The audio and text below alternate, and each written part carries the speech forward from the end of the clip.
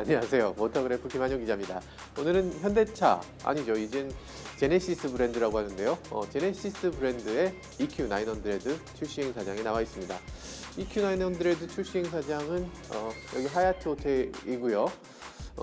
뭔가 이렇게 좀 고풍스러운 곳이기도 하고, 항상 매번 제네시스를 출시한 그런 장소이기도 합니다.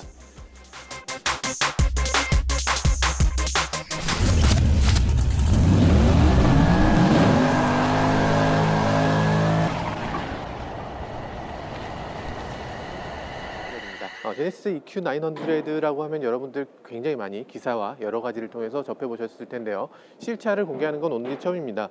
이전에 저희가 모하비 사막에서 시승을 통해서 이 차에 대해서 대충 알아보긴 했는데요. 그때 당시에 워낙이 여러 가지 위장막도 쳐져 있고 그래서 제대로 보여드릴 수 없었던 점 정말 죄송하게 생각합니다.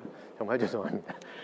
여기 보면 지금 헤드램프나 이런 것들이 많이 바뀐 것을 볼 수가 있어요. 이전 제네시스, 그러니까 지금의 G18하고 굉장히 비슷한 AT하고 굉장히 비슷한 그런 디자인을 보여주고 있죠.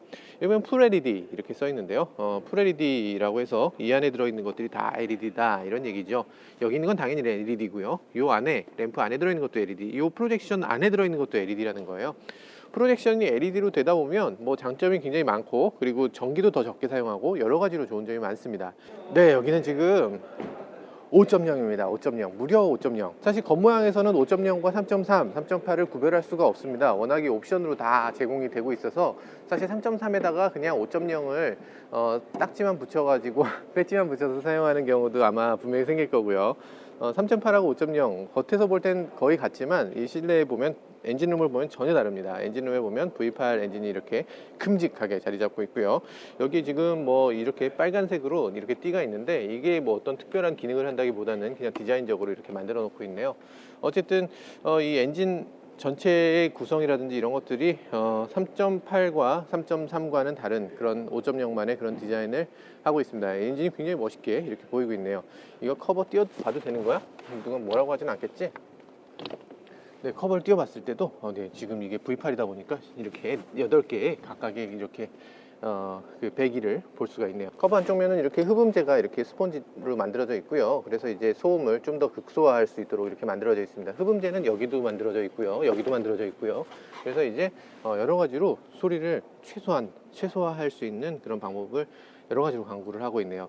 근데 보통 이제 우리가 다른 자동차들, V8 다른 자동차들을 보면 이렇게 흡기를 양쪽에서 이렇게 하는 건 일반적이에요. 근데 흡기를 양쪽으로 해서 서로 간섭이 없도록 이쪽은 이쪽 흡기, 이쪽은 이쪽 흡기, 이런 식으로 두 개를 나눠서 들어가는 경우가 꽤 많이 있는데, 이 차는 두 개를 하나로 묶어서 이렇게 가도록 되어 있네요. 이럴 거면 뭐하러 두 개로 나누지? 부순 거 아니지? 네, 그래서 이 차는 굉장히 고급차다 보니까 그런 여러 가지 이렇게 이음새라든지 이런 것들도 굉장히 고급스럽게 만들어진 것을 볼 수가 있어요. 이전의 현대차하고는 또 차원이 다른 그런 어떤 이음매를 볼 수가 있습니다. 케이블이라든지 이런 게 밖으로 노출되지 않고 이렇게 일일이 다 하나의 튜브를 가지고서 이렇게 만들어지고 있고요. 그래서 케이블링이 밖에 이렇게 노출되는 경우가 흔히 보이지는 않습니다. 그런데 그럼에도 불구하고 BMW처럼 그렇게 완벽하게 만들어지진 않았고요. 이런 식의 어떤 테이핑이라든지 이런 게 아직은 조금 갈 길이 있다, 이런 생각이 듭니다. 이 정도면은 이제 조금만 더 하면 BMW처럼 될 수 있겠구나, 이런 정도의 느낌이에요. 실내 디자인을 한번 살펴보죠. 이 차는 지금 4인승입니다. 4인승이다 보니까 당연히 뒷좌석 먼저 봐야 되겠죠. 가장 먼저 눈에 띄는 건 이겁니다. 이거 굳이 이렇게 매달아 놨어요. 여기 이제 AGR 이렇게 써 있네요. 독일에 있는 무슨 척추협회라고 합니다. 척추협회인데 이 시트는 척추를 안전하게 보호해주고 편안하게 만들어주는 그런 시트다라는 그런 인증을 받았다라는 Certify and Recommended 이렇게 써 있네요. 그리고 모던 에르고 시트라고 되어 있습니다. 제네시스의 시트에 브랜딩을 했어요. 시트가 그냥 시트가 아니고 이 차의 시트는 모던 에르고 시트라는 거죠. 어쨌든 뒷좌석의 시트를 당연히 조절할 수 있는데, 그냥 조절하는 게 아니라 이 높이까지 조절할 수가 있어요. 뒷좌석을 뒤로 기울이는 것까지 조절하는 차는 많지만 높이까지 조절할 수 있는 차는 흔치 않거든요. 어쨌든 이렇게 높이를, 앞부분이긴 하지만 이렇게 앞부분의 높이를 높여서 저처럼 이렇게 저는 종아리가 길거든요. 그래서 이런 사람들을 위해서 약간 앞을 이렇게 올릴 수 있는 그런 기능이 제공되고 있습니다. 또 편안하게 하려면 이렇게 눌러서 원터치로. 오, 맞아요. 정말 편합니다. 정말 편하고요. 다리 공간 충분히 나오고요. 다리를 꼴 수 있고. 근데 BMW나 메르세데스 벤츠처럼 이 의자가 이렇게 앞으로 약간 들리는 기능은 없습니다. 앞으로 살짝 들려서 메르세데스 같은 경우는 들려서 요 시트 밑으로 발이 들어가요. 시트 밑으로 발이 들어가도록 하는 그런 기능이 있는데 이 차는 시트 밑으로 발이 들어가지 못하도록 이렇게 되어 있습니다. 그래서 다리 공간이 조금 더 앉았을 때 다리 공간이 조금만 더 있으면 좋겠다라는 생각이 드는데 메르세데스 벤츠나 아니면 그 BMW 같은 경우는 굳이 이걸 위로 들어서 굳이 사이드 미러를 가리고 있거든요. 그래서 그 부분은 좀 아쉬웠는데 어쨌든 이 차는 사이드 미러를 가리지 않도록 그렇게 구성을 하고 있습니다. 메르세데스처럼 이렇게 두 단계로 하나의 버튼을 한 번 누르면 선쉐이드가, 또 한 번 누르면 윈도우가 이렇게 열리는 방식으로 되어 있어요. 뒷좌석의 왼편에 있는 것도 오른쪽에서 조작할 수가 있도록 되어 있죠. 뭐 당연한 기능이라고 할 수 있겠죠. 이 가죽의 질감 자체도 지금 나파 가죽을 사용하고 있는데 굉장히 소재가 굉장히 좋아요. 헤드레스트도 푹신하게, 헤드레스트가 보통의 헤드레스트와는 다르게 굉장히 푹신한 헤드레스트를 사용하고 있어요. 반발이 좀 적은 편이죠. 뭐 이런 그 공간도 굉장히 고급스럽습니다. 역시나 이게 만약에 그 리무진 같은 경우는 여기 냉장고가 들어가거든요. 리무진은 아직 우리나라에 판매되지 않고, 그리고 내년 초에나 내년 2월 달에나 출시될 예정이지만 어쨌든 여기 수납 공간도 굉장히 고급스럽게 잘 만들어지고 있습니다. 냉장고가 있어야 돼. 이게 그냥 수납 공간이면 조금 아쉽네요. 어쨌든 지금 이 실내 색깔을 투톤으로 사용을 하고 있고, 이렇게 투톤으로, 그래서 젊은 사람들이 좋아할 수 있는 그런 디자인을 하고 있으면서도 여기 우드 트림을 사용했어요. 보통 저는 우드 트림을 좋아하지 않는데 어쨌든 이런 우드 트림이라면 저는 100번 환영합니다. 정말 좋은 것 같네요. 그릴이 알루미늄으로 돼 있어요. 렉시콘 오디오인데 알루미늄 그릴을 사용하고 있거든요. 약간 이렇게 좀 채 써는 느낌이 좀 들긴 해요. 문지르면 손이 좀 약간씩 깎여 나갈 것 같은 그런 느낌이 드는 그런 그릴이긴 한데요. 어쨌든 요즘 뱅앤올룹슨이라든지 이런 여러 가지 브랜드들이 이런 식으로 사용을 하고 있습니다. 뱅앤올룹슨, 그리고 버메스터, 이런 곳에서 알루미늄 그릴을 사용하고 있는데, 알루미늄 그릴이 사운드 재현력이 더 우수하다, 뭐 이런 얘기들도 많이 해요. 여기 보면 이제 저음 우퍼와 그리고 고음 트위터를 이렇게 사용을 하고 있는데 사실 위치가 그렇게 썩 좋진 않아요. 트위터 같은 경우는 이렇게 위쪽으로 좀 올라오는 게 좋긴 한데요. 이게 트위터가 너무 낮아서 조금 소리가 좀 멀게 되어 있는 것 같습니다. 좀 더 운전석에 가까이 들어와 주면 좋을 것 같아요. 10인치 우퍼를 사용하고 있는데 서브우퍼가 그보다 좀 더 컸으면 좋겠어요. 약간 인클로저도 좀 있고 그랬으면 좋겠는데 지금 이게 실내에 있는 이런 스피커만 갖고서 한다. 이게 경쟁 모델에 비해서 스피커 수도 적고 스피커의 위치도 그렇고 스피커의 서브우퍼의 존재도 안 되어 있어서 조금 아쉽습니다. 이거보단 더 크고 엔클로저도 크게 짜고 그렇게 트렁크에 딱 자리 잡고 있어야지 맞죠. 어쨌든 이 정도 차급에는 좀 아쉬운 구성이다, 오디오로서는. 네, 실내 운전석에 앉았을 때 느낌은 그렇게 럭셔리카라는 느낌보다는 되게 스포티한 자동차라는 느낌이 들어요. 플라스틱으로 만들어진 이런 패들 시프트가 있고요. 어쨌든 이 플라스틱인데 알루미늄 같이 보이기 때문에 굉장히 스포티한 느낌이 듭니다. 폭스바겐의 그런 패들 시프트를 그대로 닮았어요.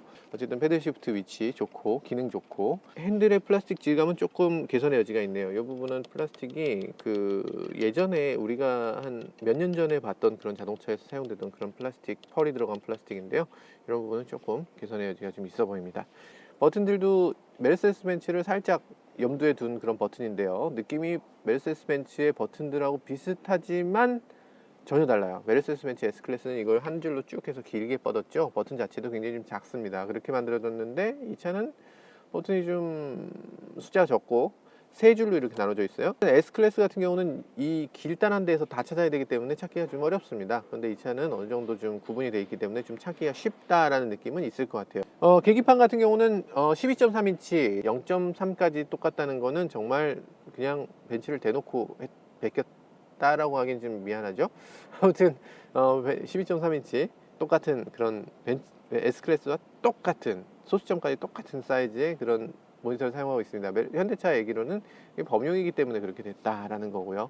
어쨌든 S클래스는 이 두 개가 하나로 통합된 것 같은 그런 이미지를 주고 있는데, 이 차는 여기에 중간에 이렇게 턱이 있고요. 여기에 좀 플라스틱 부분도 있고 해서 이 두 개가 연결되어 보이진 않습니다. 그리고 또 S클래스 같은 경우는 여기에 디지털 계기판을 사용하고 있는데, 이 차 제네시스 EQ900는 바늘 계기판을 사용하고 있어요.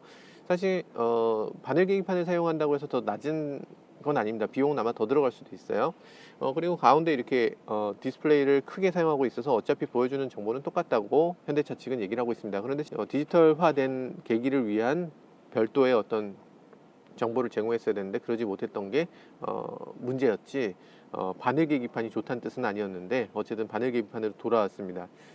개인적으로는 조금 더 노력했어야 되지 않았나 이런 생각이 듭니다. 굉장히 독특하게 여기에 무선 충전 장치가 들어있죠. 그러니까 여기다가 핸드폰을 놓으면 자동으로 충전이 된다는 얘기예요. 핸드폰을 놓으면 자동으로 충전이 되는데 아이폰은 지원하지 않습니다. 아이폰은 별도의 케이스, 무선 충전 케이스를 사용해서 집어넣어야지만 충전이 되고요. 핸드폰을 넣을 땐 문제가 없는데 핸드폰이 아니라 좀 더 네모난 물건을 여기다 넣게 되면 못 꺼내는 물건이 나올 것 같네요. 막대기를 집어넣어서 꺼내야 되는 그런 경우가 나올 것 같아요. 어째서 이런 게 그냥 제품으로 어떻게 나올 수 있는지 잘 모르겠네요. 아무튼 제가 너무 악평을 한 것 같은데 그렇게 나쁘다는 건 아니고요. 조금 더 그런 부분은 조금 더 신경 썼어야 된다는 얘기예요.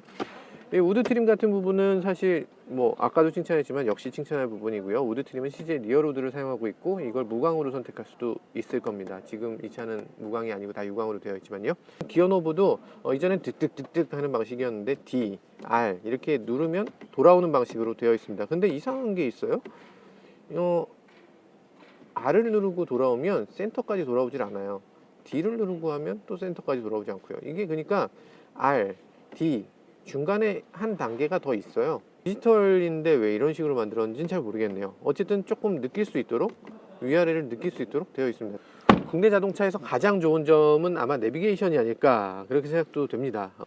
내비게이션을 이런 식으로 조작하게 되어 있는데요. 터치는 안 먹습니다. 이런 경우엔 터치가 안 먹고요. 통합 검색 눌러서 여기서 모터 그래 네, 당연히 모터그래프를 이렇게 찾아줍니다. 사실 당연한 건 아니죠. 요즘 들어서 이전의 현대차까지는 안 됐어요. 정말 현대차 정말 아니 어떻게 이런 걸 빼먹을 수가 있어 싶은 느낌이었는데 이번 현대차 제네시스는 역시 아주 훌륭한 자동차라는 생각이 드네요. 훌륭한 내비게이션입니다. 여기 모터그래프를 이렇게 쳐서 입력할 수가 있어요. 지금 보면 여기 그 터치 에리어라고 해서 이 초록색 부분은 터치가 되는 부분이에요. 그래서 터치 에리어, 여기도 터치 에리어가 됐죠. 그래서 터치를 해서 모터그래프까지 갈 수 있는 그런 기능을 이렇게 바로 터치를 사용할 수 있는 기능을 제공을 하네요. 항상 터치가 되는 게 아니고 터치 에리어라고 이렇게 초록색이 나온 부분만 터치가 됩니다. 뭐 아니면 이렇게 돌려서 할 수도 있지만 어쨌든 터치 에리어라고 저기 나오기 전에는 터치를 해도 터치가 동작하지 않기 때문에 운전하면서는 터치 에리어가 동작하지 않죠. 그러니까 운전하다가 말고 이렇게 누르는 건 위험하기 때문에 그렇게는 제공하지 않겠다는 얘기죠. 아주 똑똑하게 잘 만들어진 것 같습니다. 한국 소비자들에게 아주 잘 맞는 기능이죠. 영어권에 있는 사람들은 이 다이얼이나 이런 것들이 별로 부담되지 않지만 한국 소비자들은 이 다이얼이 굉장히 부담스럽거든요. 기억, 니은, 디귿을 입력할 수 있는 방법이 별로 없었어요. 수입차 같은 경우에. 근데 이 차는 아무래도 국내 소비자들을 위해서 잘 만들어지고 있습니다. 트렁크 공간도 보면 트렁크가 굉장히 넓어서 사실 경쟁사에 대비해서 아주 훌륭한 그런 기능이라고 볼 수 있겠습니다. 여기 트렁크 골프백이 4개가 일단 들어가고 보스턴백도 충분히 들어가기 때문에 사실 국산차만의 어떤 그 장점이라고도 할 수 있겠네요.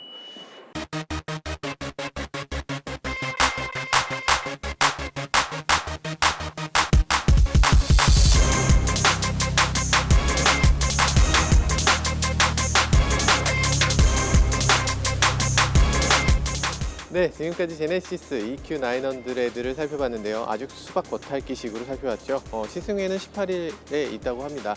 시승회가 끝나면 좀 더 자세한 내용을 다룰 수 있을 텐데요. 어쨌든 지금까지 살펴본 바로는 EQ900 그리고 현대차 제네시스 브랜드 이런 것들이 현대차의 고급화 그리고 최고급의 현대차를 조금 더 한 단계 더 위로 끌어올린 것만은 분명한 것 같습니다. 아쉬운 점도 분명히 있어요. 예를 들면 이 차가 노년층에 과연 적합할 것인가 이런 것들에 대해서는 조금 약간 갸우뚱하게 되는데 그런 부분도 있고 그리고 조금씩 이게 고급에서는 이거는 해줘야 되는데 하는 부분도 없지 않아 있었습니다. 어쨌든 그런 것들을 감안하더라도 정말 차가 이전의 현대차 만들기와는 전혀 다른 모습의 그런 현대차 만들기를 보여주는 것 같아서 상당히 기분이 좋아집니다. 지금까지 모터그래프 김한용 기자였습니다.